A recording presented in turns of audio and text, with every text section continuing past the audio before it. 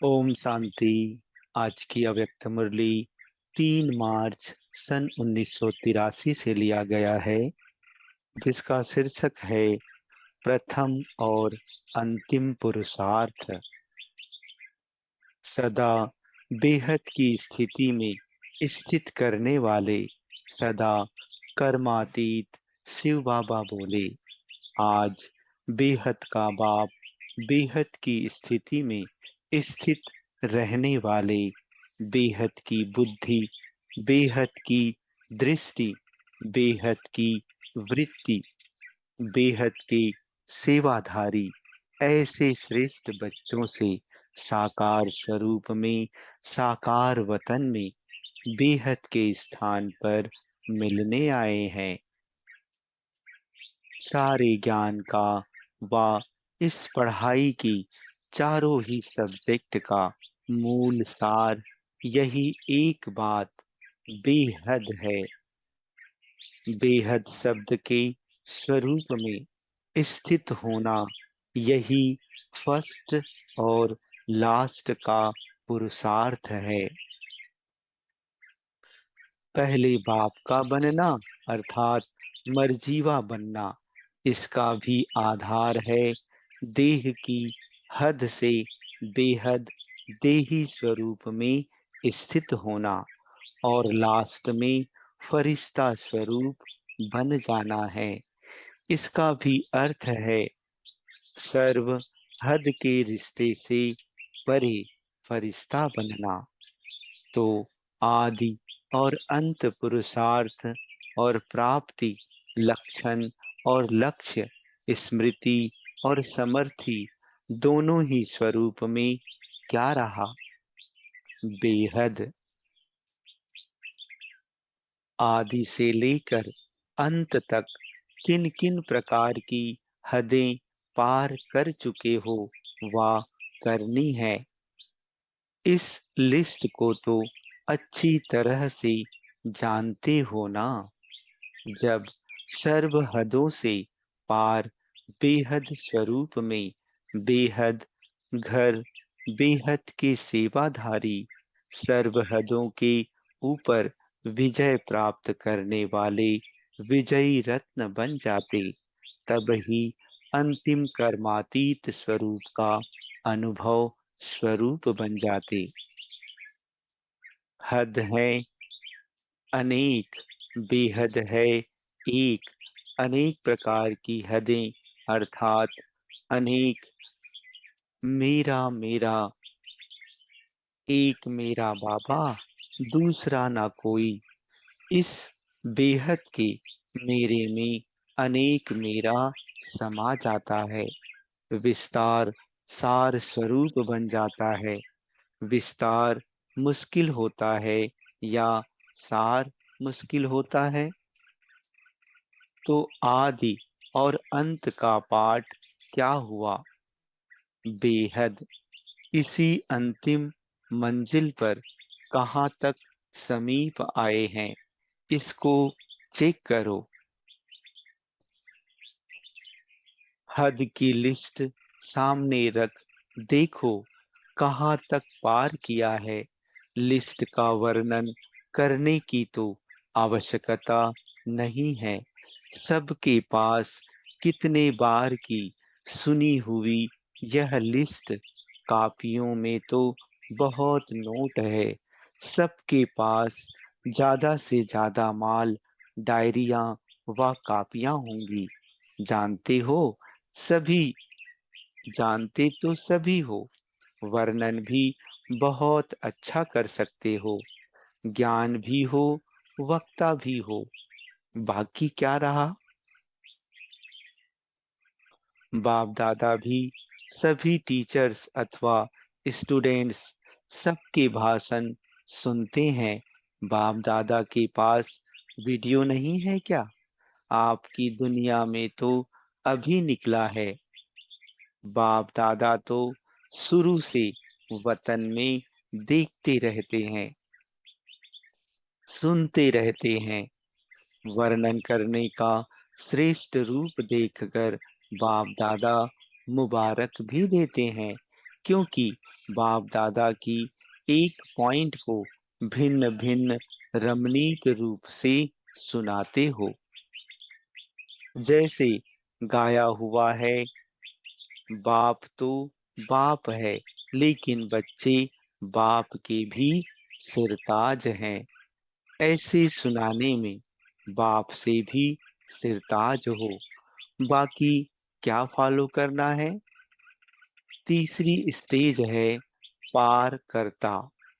इसमें कोई ना कोई हद की दीवार को पार करने में कोई तो उस हद में लटक जाते हैं, कोई अटक जाते हैं। पार करने वाले कोई कोई मंजिल के समीप दिखाई देते हैं। किसी भी हद को पार करने की निशानी क्या दिखाई देगी? वह अनुभव होगी। पार करने की निशानी है पार किया, उपराम बना। तो उपराम बनना ही पार करने की निशानी है। उपराम स्थिति अर्थात उड़ती कला की निशानी। उड़ता पंछी बन कर्म के इस कल्प वृक्ष की डाली पर आएगा। उड़ती कला के बेहद के समर्थ स्वरूप से कर्म किया और उड़ा। कर्म रूपी डाली के बंधन में नहीं फंसेगा। कर्म बंधन में फंसा अर्थात हद के पिंजरे में फंसा। स्वतंत्र से परतंत्र बना। पिंजरे के पंछी को उड़ता पंछी तो नहीं कहेंगे ना। ऐसे कल्प वृक्ष के भिन्न भिन्न कर्म की डाली पर बाप के उड़ते पंछी श्रेष्ठ आत्माएं कभी कभी कमजोरी के पंजों से डाली के बंधन में आ जाते हैं। फिर क्या करते? कहानी सुनी है ना। इसको कहा जाता है हद को पार करने की शक्ति कम है। इस कल्प वृक्ष के अंदर 4 प्रकार की डालियां हैं, लेकिन पांचवी डाली ज्यादा आकर्षण वाली है। गोल्डन, सिल्वर, कॉपर, आयरन और संगम है हीरे की डाली। फिर हीरो बनने के बजाय हीरे की डाली में लटक जाते हैं। संगम युग का ही सर्वश्रेष्ठ कर्म है ना। यह श्रेष्ठ कर्म ही हीरे की डाली है। चाहे संगम युगी कैसा भी श्रेष्ठ कर्म हो, लेकिन श्रेष्ठ कर्म के भी बंधन में फंस गया, जिसको दूसरे शब्दों में आप सोने की जंजीर कहते हो। श्रेष्ठ कर्म में भी हद की कामना, यह सोने की जंजीर है। चाहे डाली हीरे की है, जंजीर भी सोने की हो, लेकिन बंधन तो बंधन है ना। बाप दादा सर्व उड़ते पंछियों को स्मृति दिला रहे हैं। सर्व बंधनों अर्थात हदों को पार करता बने हो। आज का विशेष संगठन गौपाल की माताओं का है। इतने बड़े संगठन को देख गौपाल भी खुश हो रहे हैं। बाप दादा भी मीठी मीठी माताओं को वंदे मातरम कहते हैं, क्योंकि नई सृष्टि की स्थापना के कार्य में ब्रह्मा बाप ने भी माता गुरु को सब समर्पण किया। इस ईश्वरीय ज्ञान की विशेषता व नवीनता है ही शक्ति अवतार को आगे रखना, माता गुरु का सिलसिला स्थापन करना, यही नवीनता है। इसलिए यादगार में भी गौमुख का गायन पूजन है। ऐसे हद की माताएं नहीं, लेकिन बेहद की जगत माताएं हो। नशा है ना, जगत का कल्याण करने वाली हो।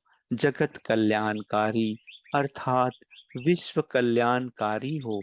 सिर्फ घर कल्याणी तो नहीं होना। कब घर कल्याणी का गीत सुना है क्या? विश्व कल्याणी का सुना है ना।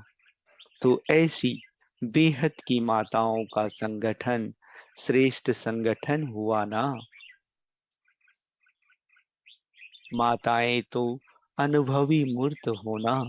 कुमारियों को धोखे से बचने की ट्रेनिंग देनी पड़ती है। माताएं तो अनुभवी होने के कारण हद के धोखे में नहीं आने वाली हो। नहीं आने वाली हो ना। मेजोरिटी नए नए हैं।